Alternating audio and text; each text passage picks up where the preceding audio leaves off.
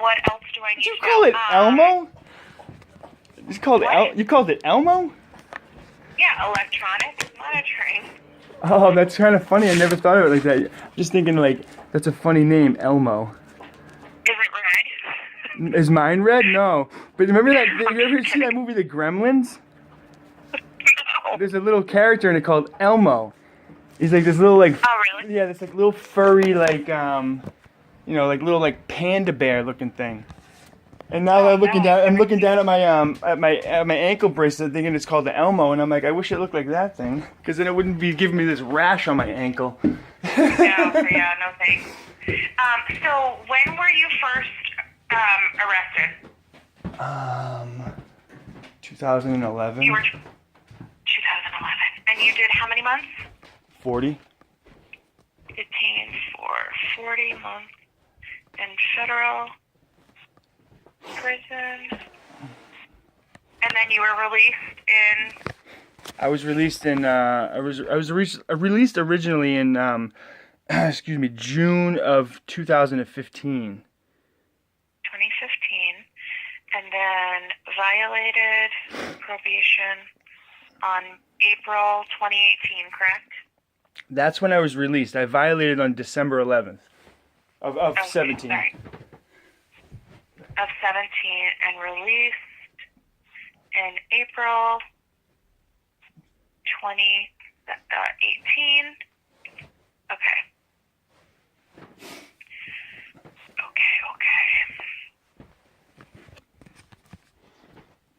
And anything else related to your legal history that I should know about? No, I don't think so. I mean, I had a DUI. So, I'm sorry? I had a DUI. A DUI? Okay. When was the DUI?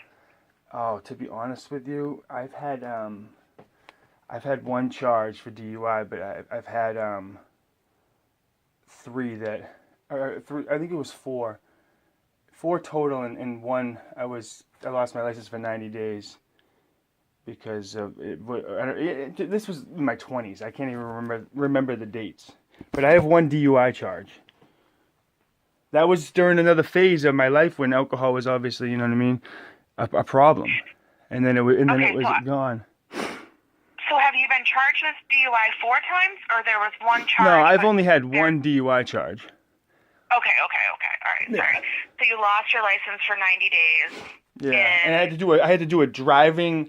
So my license is still red because of the fact that the time that I was gone didn't count.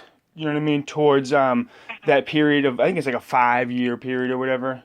So the DUI happened. The DUI actually happened while I was on pre-trial on my federal charge.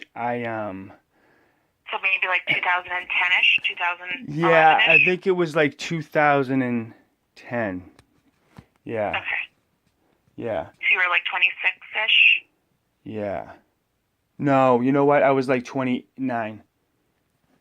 You were 29? Yeah, and it wasn't even really alcohol. No, It wasn't even because of alcohol, because, I was 20. No, so I turned 30 and then I was like 28. 28, I think. Yeah, okay. 28. Yeah. And that was really more related to these 2 pills that I had taken. I had consumed like maybe like 2 beers, if that. Like I had 2 drinks, right? And I had this bonehead idea to take these 2 Klonopins. And then I decided that I needed to go a different route home to go see somebody. And next thing I know, I'm waking up in Carroll County the next morning and I get tased because I have no recollection of what happened the night before.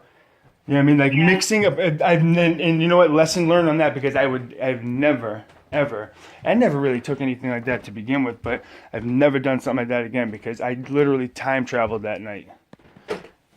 And with the numbers that I give you on my alcohol consumption, obviously I can handle it, you know what I mean? But once you mix something else into that equation that you're not sure about, it's just oh man, that's just reckless. I was driving with the Jeep. Really I had the back hatch up on the Jeep.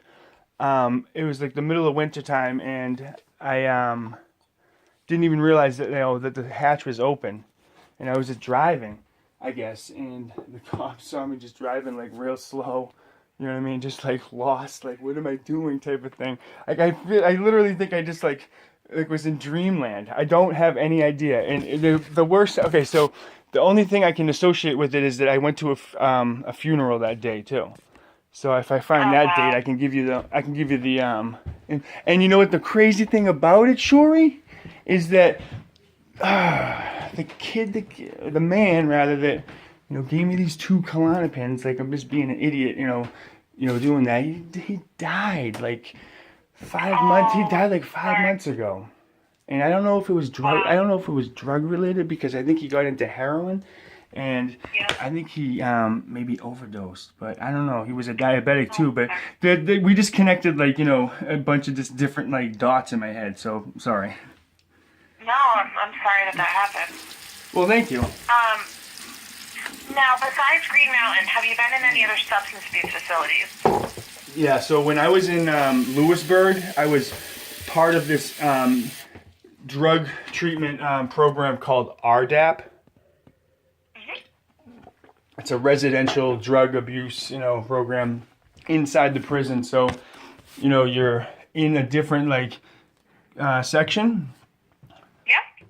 But I unfortunately didn't have the chance to finish that because I had a manageable variable put on me, and I was sent to a higher level security. So, which was very unfortunate, obviously at the time, because there was like some really really nice incentives involved in that program, and I was actually really I was thriving in it. And was made a peer mentor and all that. But Wow. yeah, it was nice. Wow. It was kind of fun, and I met, I had a good time with it. I did a good presentation. I remember it was a very it was a very interactive interactive drug program. And then when you add the dynamic of like being incarcerated and obviously everybody's from different walks of life and different charges and have done different amount of years and all that, but once you get everybody in that whole thing, I would say that it leans more towards a behavioral modification program than an actual drug program, because I know the difference between a true drug addict or an alcoholic and just a con man, you know what I mean? So there was a bunch of con men in there too, but at the same time, it was a program. Obviously, I took a lot from it for sure. Absolutely. And so I'm going to jump to your medical history. Do you have any current medical conditions? High blood pressure, diabetes? No. None that you're aware of. And any physical limitations? Our Dublin facility is set up very similar to a campus setup, so there's a lot of walking between facilities. So any physical limitations that you're aware of? No, I just know that I'm in horrible shape right now, physically. Yeah, that's okay. But I can get around. And have you ever had any blackouts or seizures or delirium tremors related to your substance use? No. But I've been getting the heebie-jeebies a little bit. Anxiousness? Yeah, with more of a physical touch, I guess. That's the only reason why I keep going back to it. You know what I mean? Yeah. So I'm not friends with it. You know what I mean? It's we're not on this. We're not cool, but it's I just need to, whatever. I need to come there. So do you feel like you're experiencing shakes when you're not using? Not yet.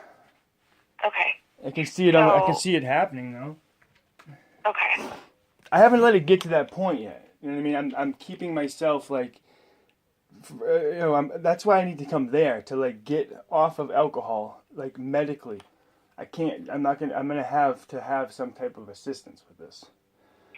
So that's my concern, I think, is so we are not a medical detox. We can assist with stabilization and comfort meds. Yeah, that's all I need. Listen, I just need somebody to give me a pat on the back, to be honest with you. That's what I'm really Okay. saying. I need to be around some people that like understand. Like if I'm like being a little bit of a dickhead, like it's because I've been getting drunk for the last 8 months, and now I'm not. Mhm. So deal with it. But I'm not a Yeah. dickhead. That's the thing. I'm just around people that are very sensitive right now, and Okay. and I'm not a And sensitive person. are you currently taking any medications? No, And have you ever, excuse me, are you currently having any thoughts of hurting yourself or others? never. Have you ever attempted to hurt yourself or others? I've had physical violence in my life. But have you, like, actually attempted suicide or attempted No, to no, kill no, no. someone else or hurt someone No, else? no, no, no, no, no. Like I've had like mutual Okay. fights with people. Like somebody said, "You want to fight? Yeah, I'll fight you." You know what I mean? But like I've never Right. like But I've you've never never tried. intentionally, No, like, no, no, never. I'm not a bad person. and no, nor, a lot of people are not a bad person either. And are you currently, or do you have a history of self-injurious behaviors or self-harming behaviors, cutting or burning yourself on purpose? No, I no, I never really understood that. That's something that would like really interest me, like to get into because like it's a psychological thing, obviously, right? Hmm. And what about, are you currently suffering from, or have you ever suffered from an eating disorder? I wouldn't say an eating disorder. My appetite is like very like confused right now. You know what I mean? Like Yeah, I don't that know is what I good. want to eat, and then like I'll like be like, oh, I want to get this, and then like my eyes are bigger than my like I used to like put down Normal. food like I was like I was 210 pounds, all muscle, and I haven't even weighed myself because like I don't even know how I'm afraid that like the scale might not even register. Like I'm like skinny, and I don't like it. You know what I Right. mean? I mean I still look I'm in decent shape, but like I feel like the alcohol has a bad. I'm only whispering because I don't want to be talking louder for the people hearing. It has a bad effect on your body. You know what I mean? Hmm. It beats the shit out of your body. And if I keep So if I both of keep our doing facilities, our Keene facility and our Dublin facility, both have gym equipment on site. awesome, that's what I need. And you do have the ability to use the equipment Cool. during So free I'm not time gonna and be having other. I'm not gonna have like a detox period when I get there. So like when I Yeah, you get there, may. well, Hmm. no, I'm saying like when I get there though, like if I'm feeling ready to like get into the programming and like start like getting to the bottom of things, like that's gonna be like right away, right? Like I don't have to go because at Green Mountain like it was like a 5 to 7 day or whatever period, and it was like I was fine. You know what I mean? Like I didn't feel like I was like having any type Nope. of withdrawals, but it was a mandatory thing there. Yeah, no, we don't have that. So we'll Cool. assist you, depending on what your medical need is. You'll have an assessment done. You'll meet with our doctor, and then, they'll make a determination, or our nurse, and they'll make a determination what your next steps are. But I will have, their team has to review your evaluation, because I can't obviously make a decision for their program without speaking to them too. Yeah, I hear you. I just didn't know if it's like a So mandatory just thing. Yeah, no, we don't lock anybody down or, tie you down. If you were ready to work and Ah! you feel like you're ready, Right. we totally would support and encourage that. Cool. So it's a it's a aggressive recovery type of a place, right? Like if you're ready Yeah, to start I mean, healing and moving forward, yeah. Okay, I got you. it depends on what you want, like, one Listen, I'm gonna patient, tell you right now. I want to be the best person that I know I can be, and I know right? that that's. I wouldn't say that that's actually that's not possible Mm-hmm. with the decisions that I'm making right now.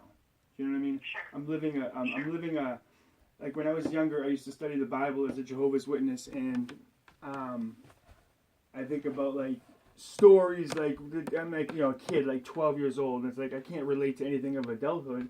But these stories of people that find Jehovah and like they were alcoholics or they were gamblers or they were sex addicts or all this bad stuff, and I'm thinking, what are all those things? And it's like I don't ever want to know what all those things are. And the alcohol is the Right. worst thing in my life right now, and I just want to remove it. You know what I mean? I just want to get rid of the alcohol and just be the best Yeah. person I can be because it's easy. Awesome.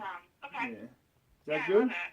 All right. So, um, my next question to you is: have you ever been diagnosed with any psychiatric or mental health disorders?